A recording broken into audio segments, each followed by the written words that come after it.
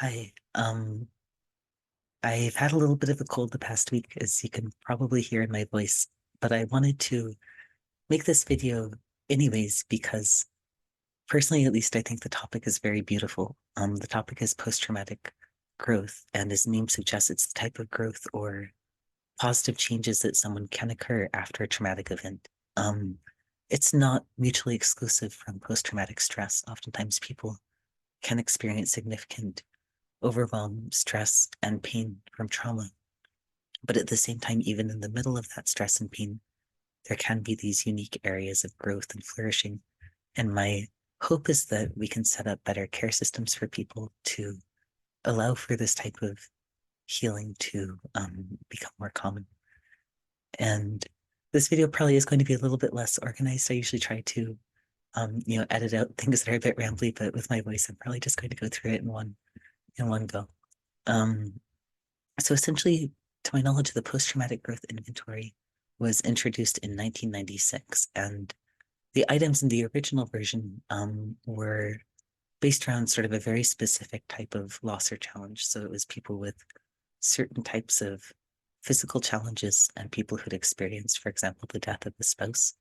But within this inventory, there were, I believe, 5 key domains of positive growth that people often experience. And so I wanted to start by going through some of these. And then afterwards, I wanted to also discuss more recent studies looking at these in other contexts as well. So not just, for example, the death of a spouse, but also what kind of growth might someone experience after a first-time psychotic episode?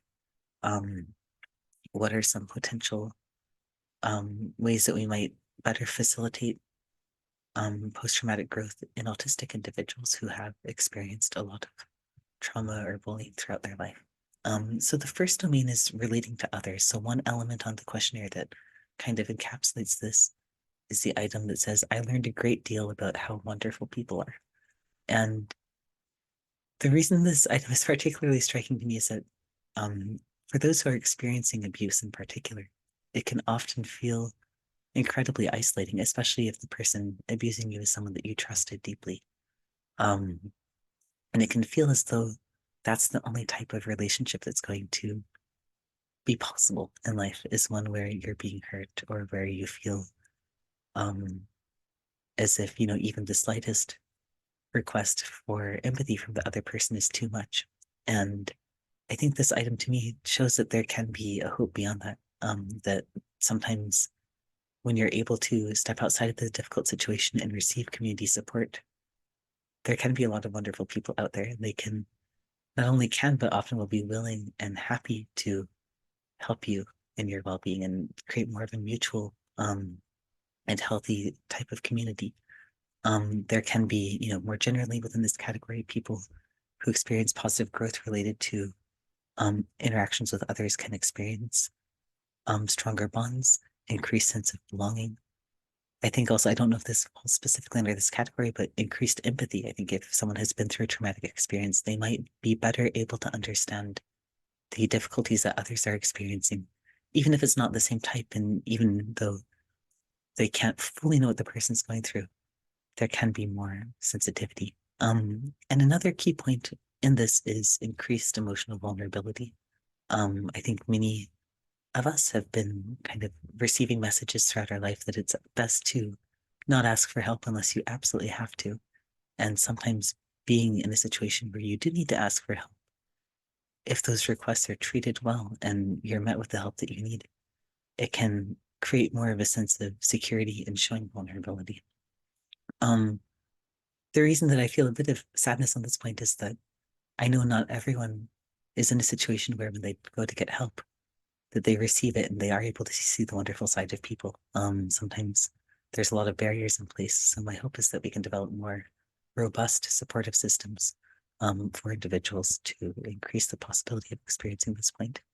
The second domain is new possibilities. So one item that I think covers this in the questionnaire is the statement, I am more likely to try and change things that need changing. And I think that points to potentially an increased willingness for advocacy, and maybe in a way just shaking out of complacency or being more willing to challenge things. I think sometimes trauma can help bring a lot of clarity of purpose, which we'll actually get to in the next 2 points, and things that are maybe more superficial priorities or that are maybe just uncomfortable, like the risk of maybe bringing up a difficult conversation or having someone not agree with you, those become less concerning when you're able to really focus on your main goals. Of course, not with the goal of intentionally upsetting other people, but sometimes making change that is necessary can bring up difficult conversations. And if you have that increased clarity of purpose, you might be more willing to do that. But more generally, I think that trauma is often a life-altering event, and so it can bring up, in addition to advocacy in particular, just new perspectives, new interests, openness to new ways of thinking and working. If you have had your life rearranged in ways outside of your control, that can leave you in a very different situation. And you might, as you kind of have to rebuild from scratch, you might also learn new things about your interests and um, what you would like to contribute to the world. One thing that I'll add here that it's a little bit tangential, it's not necessarily a trauma specifically, um, but I think it kind of speaks to the broader point of openness to change and I guess beauty or joy from adversity. I have a wonderful child. Unfortunately, what we found is that many schools, many social groups, many opportunities that one would typically send a child to, um, do not have the resources to offer one-to-one aids, um, or assistance for children who need extra safety support. And that in general, society is not always um, as accommodating or accessible for children with disabilities as we would hope. And so there's a lot of exclusion, a lot of needing to really work overtime in a sense to try and find places that might be more accepting, more inclusive of our family. And so we experienced a lot of different accessibility barriers and just a lot of kind comments, but a lot of challenging comments as well at times from passerbys or strangers. Um, and this can be lonely, it can be isolating, but I think the most beautiful part of it is that it has really forced me. I don't think we even have the option of kind of falling into the default trajectory for parenting. And what I mean by that is, um, kind of running the automatic race where you're expected to, the first step is like to do well in kindergarten, then do well academically in middle school, and then, participate in as many extracurriculars as you can in high school, and then apply to a good college. And then, we kind of all know the standard path to success that is laid out. Um, and I think experiencing certain types of barriers has really created an increased understanding that there can be beauty. This sounds very cliche, but I do think it's true. There can be beauty in sort of finding your own path. Eventually, there kind of came a point where I realized if we're going to be perceived as that far outside of the norm anyways, might as well just stop worrying about it and optimize quality of life and well-being and, personal growth, kindness, respect, all those things without even thinking about whether it's typical, or worrying about what step we are on this kind of standard path because we're like 2 miles to the side. We're not even on the path. But anyways, getting back to the post-traumatic growth inventory, the third aspect is personal strength. And one term or one item on the inventory there was I discovered that I'm stronger than I thought I was. And what's interesting is that in descriptions of this, I sometimes see listed both confidence and humility as um, something that can be part of post-traumatic growth. And I think that's a really unique and special combination because I I do believe that trauma can lead to a certain amount of, if someone has the opportunity to heal from it, there can be confidence. The person can um, realize their own strength, realize that hopefully they have support, that they are valued. And then I also think that for those who have experienced trauma, there is an increased understanding of how much um, external circumstances can impact one's well-being. that, we don't really know as we're interacting with other people what they're going through or what their circumstances are like or what led them to that point. And I believe there can be a certain amount of humility or perhaps non-judgmental nature with that.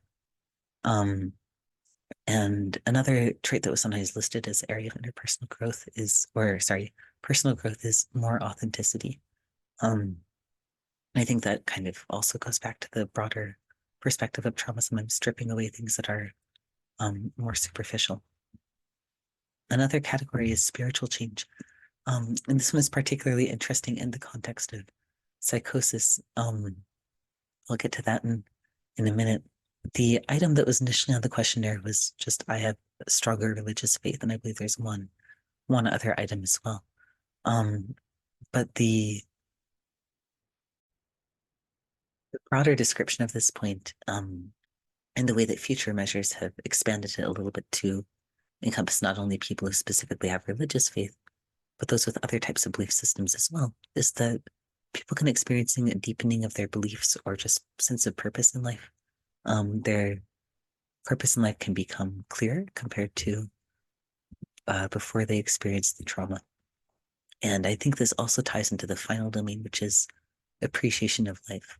One item here is the statement, I have a greater appreciation for the value of my own life. And so there's kind of a sense of gratitude, being able to maybe better appreciate the good in life, perhaps partially because of the contrast to the difficult experiences that one has gone through. There can sometimes be an increased sense of altruism and a shift in priorities. So understanding what truly matters and worrying less about the opinions of others on topics that don't matter or smaller details that maybe are less impactful in the long run. Another area is trauma and autism. So some studies have noted or stated that autistic individuals are more vulnerable to the effects of trauma and are sometimes perceived as being less resilient. One of my own conjectures is that this could be in part due to the fact that many support systems or mental health modalities are not fully adapted to autistic individuals. And also that I find the way trauma is expressed in autistic individuals is often different in a way that may lead to the person being dismissed. That sort of different response profile is something that does happen more often in autistic individuals, where we may not show intense stress over the things that people expect us to, and we may show more intense stress over things that other people don't expect us to. And it can result in a very isolating experience at times. So other than, perhaps increased recognition of this and research into this, and I would be very curious to hear others' experiences as well, what can actually be done? So I think one possibility is the formation of basically just spaces or groups where people can come and be around other people, maybe relax if they want to, work if they want to, talk if they want to, but without expectation of needing to talk or participate in a broader group discussion. I think including more autistic or neurodivergent clinicians could also definitely be helpful. Right now, there are not that many autistic clinicians in the field, to my knowledge, at least openly autistic clinicians. And that's a pity because I find that autistic clinicians are often unsurprisingly very effective at understanding their autistic clients, although of course it's going to vary from clinician to clinician. And this is, I guess, more of a wish list. I don't see this unfortunately happening too often or too soon in the world, but creating sliding scale or free care or just alternatives to therapy that people can utilize. Because people who are in really stressful financial situation might be those who can most benefit from care, but probably are also least likely to be able to receive it.